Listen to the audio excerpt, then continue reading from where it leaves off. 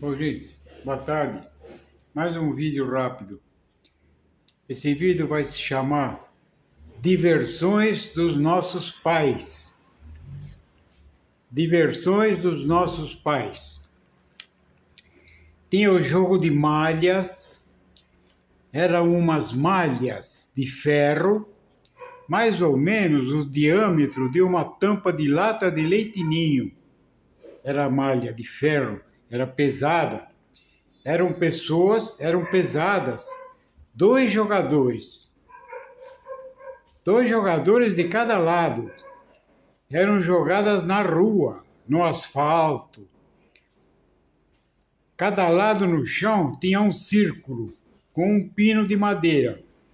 No meio, o ponto máximo era derrubar o pino ou encaixar a malha dentro do círculo, mais ou menos igual a bocha. Geralmente, os portugueses gostavam bastante desse esporte. Geralmente, a maioria do jogo de malha era de portugueses. Eu não sei se eles trouxeram lá de Portugal, eu não sei. Teve uma cacheta, teve um brinquedo, uma diversão que chamava cacheta. Uma certa distância com um pino de madeira ou uma caixa de fósforo, quem derrubava a caixa de fósforo levava o prêmio. Alguns colocavam figurinha de jogadores e até dinheiro.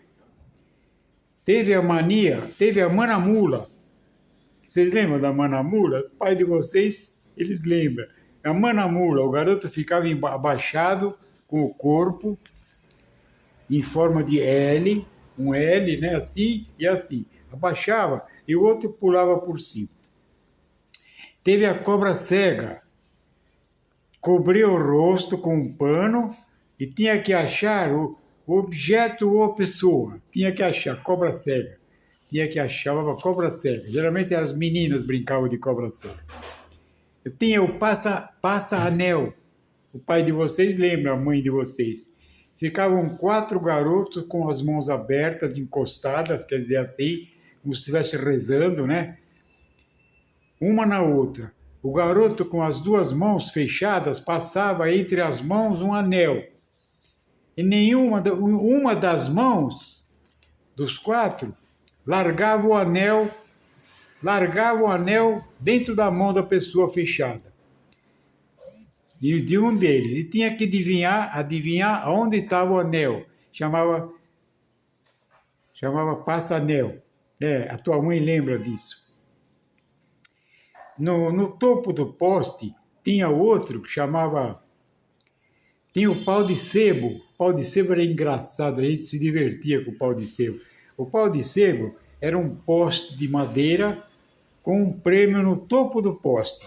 Passavam sebo, encebavam o poste inteiro. Era muito difícil pegar o prêmio lá em cima. Era muito engraçado. Nas festas juninas, né? A brincadeira era pular a fogueira, né? A turma brincava, vamos pular a fogueira, né? Então tinha música até que eles punham, né? Pular a fogueira, que tempo gostoso. Tinha o periquito. Sabe o que é o periquito? Pegava um pedaço de cabo de vassoura, cortava mais ou menos 15 centímetros, afinava nas 2 pontas, colocava no chão e batia. Batia numa das pontas, o periquito subia. O periquito subia e dava aquela tacada com cabo com madeira, com uma madeira na mão, dava uma tacada, né? Ele ia longe. Cada lado tinha 2 garotos que batiam no periquito. Jogava longe, essa dupla corria o campo, marcava um ponto. Cada logia do periquito, eles marcavam os pontos de um campo para o outro, de um lado, né? Cruzava e batia 1 ponto, 2 pontos, 3 pontos, até ele pegar o periquito. Depois parava. Paravam até o jogador pegar o periquito. Foi uns tempos bons. Teve a bocha, né? A bocha vocês conhecem, com bolas pesadas, eram jogadas no campo, no chão, num campo de mais ou menos 2 metros de largura por mais ou menos 30 de comprimento. Eram jogadas por 3 ou 4 pessoas de cada lado. Formavam as duplas. Os campos eram de terra batida, em clubes como o Tietê, aqui embaixo, na Avenida Tiradentes, no Tietê, que eu frequentei, os campos eram bem preparados, eram retos, sem defeito nenhum. Tinha um círculo, as bolas arremessadas no chão deveriam parar dentro do círculo e marcavam os pontos. Quem chegava mais perto do pino marcava o ponto. Na rua era diferente, os jogadores conheciam na rua era diferente. Os jogadores conheciam as imperfeições do piso, né? Então tinha as caídas e jogavam dentro. A bola caía, onde tinha caída, e eles sabiam onde caía e não caía. Não eram profissionais, né? Eram filhos de rua. Então, aí jogava e batia na tabela, e não, ela cai aqui, é esse ponto que ela cai, né? Errado, né? Que valia era o Tietê. O Tietê tinha um campo profissional, batida era reta, não tinha nada de jogar na parede para cair, não tinha nada disso. E tinha o peão, né? O peão. Eu brinquei muito com o peão. Enrolava a fieira e atirava no chão. Rodava forte. Algum levantava o peão do chão, rodando, com a fieira. Punha a fieira no chão, o peão rodando forte.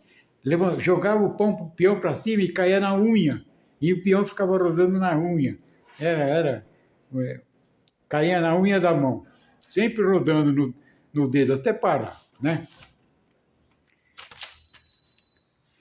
Teve a bocha, né? Eram jogadas por 4 pessoas a bocha, né? E tinha a bolinha de gude. Jogava no chão de terra, com buraquinhos, a bolinha tinha que cair no buraco. Brinquei muito de bolinha de gude. Poxa, quem não brincou? E depois tinha empinar pipa. Eu mesmo fazia. Preparava as varetas de bambu, fazia armação com linhas de costura, forrava com papel de seda. Também eu fazia balões com papel de seda, cortava os gomos coloridos, colocava um no outro. O segredo era a boca do balão. Fazia tocha com um saco de estopa. Eu gostava de fazer balão mexerica e balão caixa. Tinha os baloeiros, né? Chamava baloeiros. Eram feitos por engenheiros. Tinha balões, eram feitos por engenheiros. Balões caros, maravilhosos, eram verdadeiras obras de arte no céu. Tanto é que quando eles soltavam os balões, eles iam atrás dos balões. Ia 2, 3 carros para pegar o balão. Quando apagava a tocha e caía, eles pegavam os baloeiros. Porque o balão custava muito caro, tinha balão de 10 mil reais na época. Eram engenheiros que faziam. E sem falar no snooker, no ping-pong, no tênis, no futebol, no basquete, no tiro ao alvo, golfe, pesca, aviãozinho de papel que a gente fazia e atirava, os trem elétricos, que eram caros, não eram baratos, punha na sala, no quintal, trem elétricos, tinha estações, paradas, tinha carro, tinha guarda, era uma maravilha. O Torresmo foi uma dupla, Fusarca e Torresmo. Ele tinha um trem elétrico lá em Mariporã, era um trem elétrico tão grande, caríssimo, ele não deixava as crianças entrar. Uma vez foi um amigo dele lá, ele não deixou a criança entrar, que é só para adulto, porque criança fuça, né? O Torresmo, o do amigo dele ficou bravo. Futebol de rua, né? Quem não jogou futebol na rua? Assisti uma partida de snooker. Eu assisti uma partida de snooker num salão que só tinham profissionais, mesas de snooker profissionais. Então eu era garoto, eu era jovem, eu devia ter 15, 13 anos, né? Então um jogador pôs o documento de um buíque na mesa, o outro pôs a escritura de uma casa, eles puseram na mesa para jogar. Um buíque contra uma casa. Naquela época, Um automóvel desses antigos custava o preço de uma casa, mais ou menos, né? Eu não acabei de assistir esse jogo até o fim. Por quê? Porque apareceu meu tio. Vamos embora, levanta daí. Ele não queria que eu frequentasse esses lugares. Eu só fui para assistir uma partida de snooker, né? Profissionais. Eu não esperei acabar porque o meu tio me levou embora. Eu não quero você aqui. Isso aqui não é lugar para você. Eu peguei e fui embora. Mas um pôs um documento de um carro e outro pôs uma escritura de uma casa, numa partida de snooker. Hoje não está diferente. Hoje está tudo igual. Tem um campeão mundial de snooker, vocês procuram aí, Sullivan. Vê que coisa. E ele é moço, hein? É moço. Ele está riquíssimo. Ele está riquíssimo com snooker. Procuram Sullivan. Sullivan. Vocês vão gostar. Um abraço, gente.